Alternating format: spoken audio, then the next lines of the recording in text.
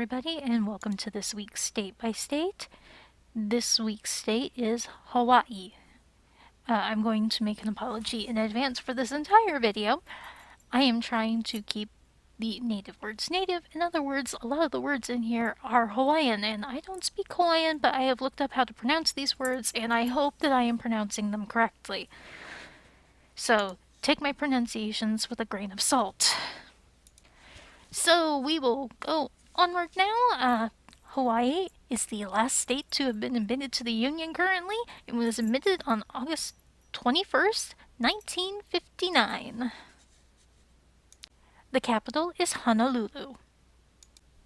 Hawaii takes up a total area of about 10,900 square miles, with its highest elevation being Mauna Kea at 13,796 feet. Its lowest elevation is the Pacific Ocean, at 0 feet above sea level.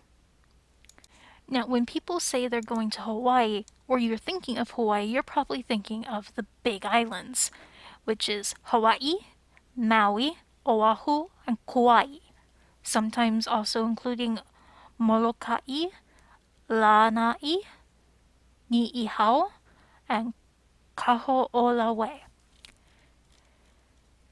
But, and this surprised me, Hawaii encompasses the entire nearly the entire Hawaiian archipelago, which includes 137 oceanic islands. The uninhabited northwestern Hawaiian islands make up most of the Papahanaumokuakea Marine National Park, which is the largest protected area in the U.S. and the third largest in the world. Okay, this is Hawaii's flag. It has a name, Kahai Hawaii. It is the only U.S. state flag to include a foreign country's national flag, in this case the Union Jack of the United Kingdom, which is a mark of the British Empire's historical relations with the Hawaiian Kingdom, particularly with King Kamehameha. The 8 horizontal stripes symbolize the 8 major islands: Hawaii, Maui, Kaho'olawe, La'ai, Molokai, Oahu, Kauai, Niihau. The color of the stripes from the top down follow this sequence: white, red, blue, white, red, blue, white, red. The colors were standardized in 1843. The flag does resemble, superficially, the flag of the British Overseas Territories, but the Hawaiian flag is proportioned differently. It has to do with the size of the Union Jack. Since 1990, July 31st is Hawaii Hawaiian Flag Day. It is the same day as La Ho'iho'i'ea Sovereignty Restoration Day, which is a holiday of the heart of the Kingdom of Hawaii that is celebrated by proponents of the Hawaiian sovereignty movement. Okay, onwards me butchering more of the Hawaiian language. The state bird of Hawaii is the nene, the Branta sanvicensis, which is and it's also known as the Hawaiian goose. It's believed that the nene evolved from the Canada goose, which most likely arrived in the Hawaiian Islands about 500,000 years ago, shortly after the island of Hawaii was formed. So the nene is about 16 inches tall. Although it spends most of its time on the ground, they are capable of flight, with some individuals flying daily between nesting and feeding areas. Females weigh about 3¼ to 5½ pounds, while males average about 3¾ to 6¾ pound, roughly. Which makes the males about 11% larger than the females. Adult males have a black head and hind neck, buff cheeks, and a heavily furrowed neck. The neck has black and white diagonal stripes. Aside from being smaller, the female nene is very similar to the male in coloration. The nene is listed as a vulnerable species by the IUCN. There are roughly estimated to be about 2,500 birds in the wild. Thankfully, the birds do very well in captivity, and they have been successfully reintroduced over time. Let's see. There is concern about inbreeding due to the small initial population of the birds, which it went from being approximately 25,000 Hawaiian geese living in Hawaii when Captain James Cook arrived in 1778 to believed to be 30 birds in 1952. So they've done pretty good on getting them brought back up from the edge of extinction. Hawaii does have a state fish. It's the reef triggerfish, but it's known in its native Hawaiian as Humu Humu Nuku Nuku a Pua a, which means triggerfish with the snout like a pig. It's also called Humu Humu for short. For those of you who play the Pokemon games, you might recognize the look of this fish as being kind of like the Bruxish from the Alola games, the Pokemon Sun and Moon. That is because the Pokemon is based off of the Humu Humu Nuku Nuku a Pua a.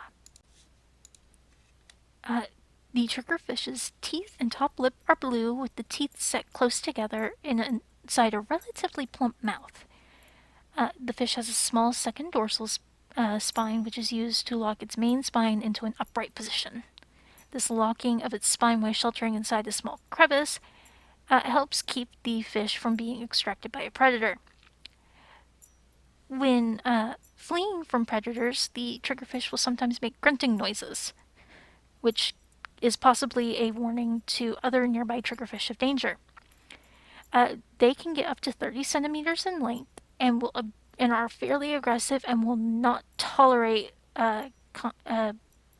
conspecific individuals in their general vicinity. So this is a very solitary fish, and this is particularly true in captivity. Triggers, which is what they're sometimes called in the aquarium trade, have the ability to rapidly change their coloration. They can fade into a relatively drab appearance when sleeping or demonstrating submission to being very vivid and colorful when they're healthy and unthreatened. They've also been known to bite and attack swimmers, so be careful if you happen to go swimming in the reefs around Hawaii. The state food of Hawaii is taro, also called in Hawaiian kalo. Taro is a tropical plant that's primarily grown for its corms. It is a root vegetable and is the most widely cultivated species of several plants in the family Araceae, which are vegetables used for the corms, leaves, and petioles. Not entirely certain. But it is a staple food around the world. In fact, taro is believed to be one of the earliest cultivated plants. Now, taro, is a traditional staple of native Hawaiian cuisine. Some of the uses for taro include poi, taro chips, luau leaves, in order to make the lau. I'm not entirely certain what that is, but it looks to be a kind of like equivalent of a dumpling, just instead of being in bread, it's in the taro leaf, so it's a taro leaf stuffed with meat. But perhaps taro is best known in Hawaiian food for poi. So basically, you cook the starch first. In this case, you're cooking the kalo corn. And then you mash it on a board or with a pestle, or just basically you smush it. And then you add water to the desired consistency. In Hawaii, this is classified as either one finger, two finger, or three finger, alluding to how many fingers are required to scoop it up. The thicker the poi, the fewer fingers required to scoop a sufficient mouthful. Poi can be eaten immediately when it's fresh and sweet, or left to ferment and become sour, developing a smell reminiscent of plain yogurt. It is a very important, culturally significant food of Hawaii. The state tree of Hawaii is the kukui tree, also called the candle nut. Which, again, those of you who played the Pokemon Sun and Moon games probably recognize that name. The candle nut, or the kukui, grows up to a height of about 98 feet with wide-spreading or pendulous branches. The leaves are pale green, simple and ovate or heart-shaped on mature shoots, but may be 3, 5, or 7-lobed on saplings. They are up to almost 8 inches long and a little bit more than 5 inches wide, and young leaves are densely clothed in rusty or cream stellate hairs. The flowers are small, with the male flowers measuring around 0.2 inches in diameter and the females about 0.35 inches. The fruit is it's actually called fruit's about 1.5 to 2.5 inches in diameter with 1 or 2 lobes.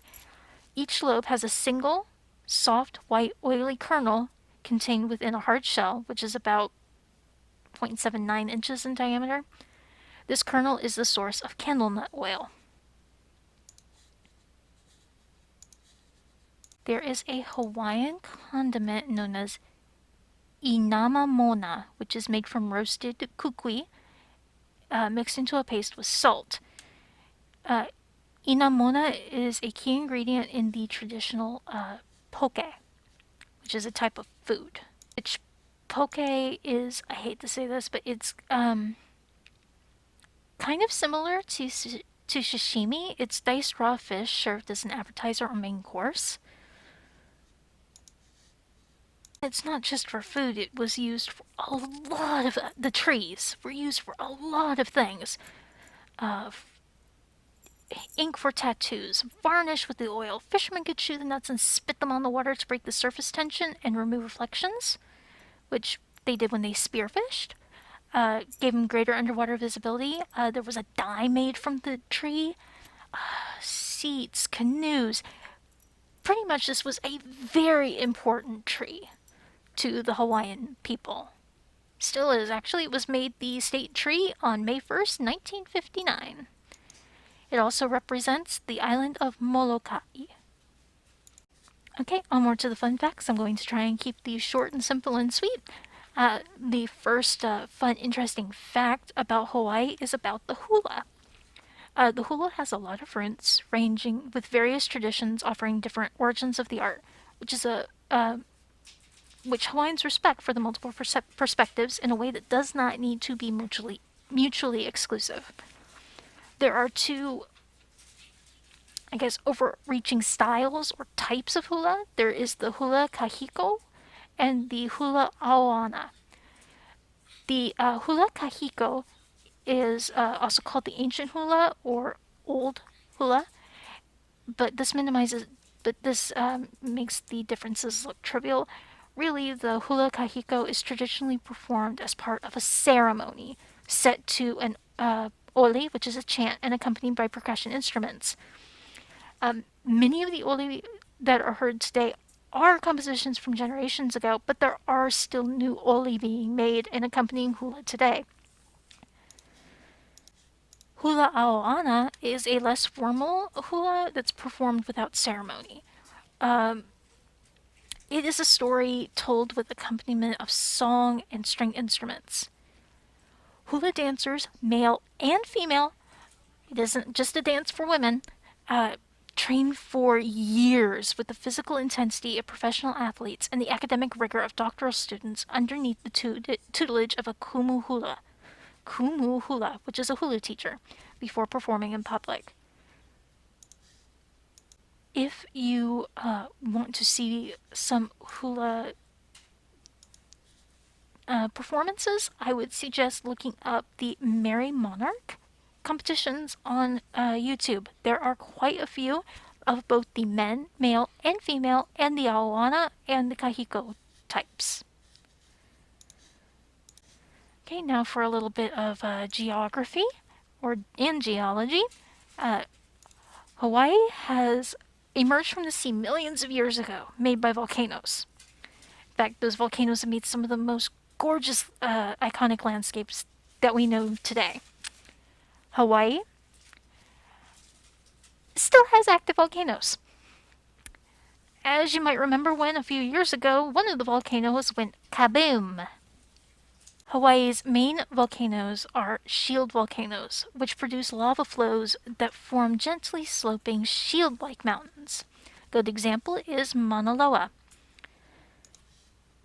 And to give you an idea of how massive these volcanoes are, Mauna Kea, which is an inactive volcano, is technically the world's tallest mountain as measured from its base. Because the base is underwater, it's not considered the tallest mountain in the world. That goes to Mount Everest. Two of the world's most active volcanoes, Kilauea and Mauna Loa, can be found on Hawaii Island. Mauna Loa last erupted in 1984, and Kilauea is the one that I'm talking about that a few years ago went kablooey. There is a lot of folklore and tradition around the volcanoes. It is said that the goddess Pele actually lives in volcano. In fact, it is believed that Pele makes her home at the Hale Mau Mau crater, which is part of the Kilauea volcano. This is also why you do not take volcanic rocks from Kilauea, nor do you pick up Pele's hair, which is a type of, basically it's a type of lava. It forms volcanic glass fibers into thin strands. Don't pick that up either, or you will get cursed. In fact, the keepers of the parks on Kilauea every year get rocks and Pele hair returned to them by mail with lovely stories of how misfortune fell on the people who took them. Okay, now it's time to go on to the authors. This list is a little bit more sparse than our other ones, but we do have several of these authors. Well, in fact, we have all of these authors and their works in the library. Just a reminder, the person needs to be born in, raised in, or spent a significant amount of time in Hawaii to be considered on this list. So let's get started.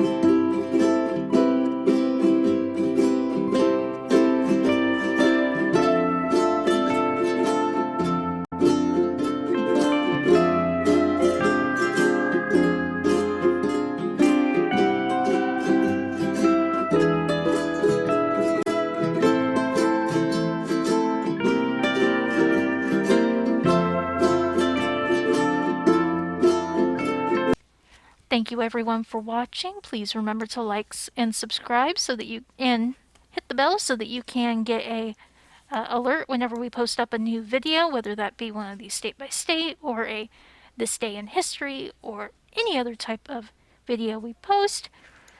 Our next video in the state by state will be about Idaho. Thank y'all, and y'all have a good week.